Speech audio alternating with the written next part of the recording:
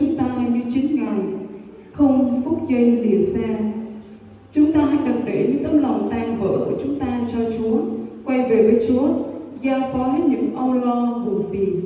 Chúa Ngài là đấng thành tín, công bình, Ngài sẽ tha thứ hết mọi tội chúng ta, Ngài sẽ hết những mọi đau đớn gánh nặng, mệt nhọc chúng ta đang phải chịu. Cuộc đời chúng ta sẽ thọ vui vì có Chúa Giêsu trong đời. Chúng ta tiếp tục tôn vinh Chúa qua bài Nếu bạn đánh mất Chúa Giêsu.